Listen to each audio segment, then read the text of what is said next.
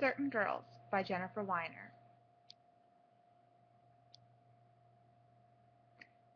Set 13 years after Good in Bed, Certain Girls finds Canny Shapiro Krushelovansky settled and content, happily married, secretly penning a popular sci-fi book series under a pseudonym, and mothering her perfect girl, her joy.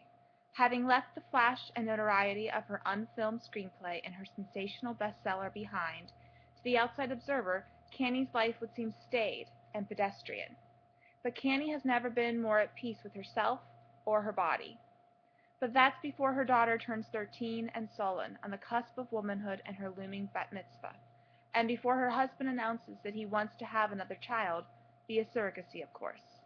It's nearly impossible for Canny to wrap her mind around the idea of another child when she still sees Joy as her baby girl.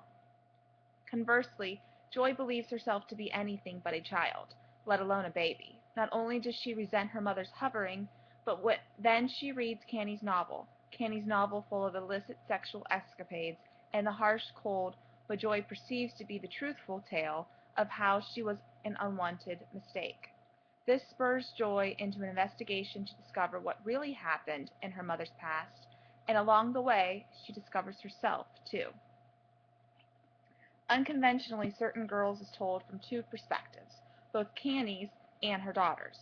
At first, this was disconcerting. It took nearly the entire prequel to this novel for Canny to grow up, and then Weiner devotes half of this follow-up work to a 13-year-old's thoughts and narration. Through Joy, the focus on the physical, the shallowness, returned. Even though this is to be expected from someone so young and impressionable, most readers would head to the young adult section if they wanted to read a coming-of-age story. And Canny's portion of the novel wasn't faultless either. She kept making the same mistakes with her daughter, mistakes that were obvious to the audience but then apparently oblivious to Canny, a frustrating pattern of parental ineptness. But then this all shifted in the closing chapters of the book. Joy grew up and Canny grew a little wiser. Less perfect, but wiser nonetheless. The result? As Peter beseeched his wife to do, Weiner wrote something this time with Certain Girls that is real. Oh, Canny's still a plus-sized heroine, but just as she now has more depth as a character in this novel, so too does Weiner's writing and plotting. Despite the improvements, however, this book is still only for a limited audience, women, and women who enjoy male bashing, male ignorance, and female empowerment, because Certain Girls is an apt title for this work.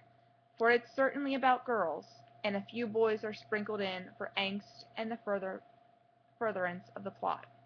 All in all, though, Certain Girls is a much stronger outing for Weiner.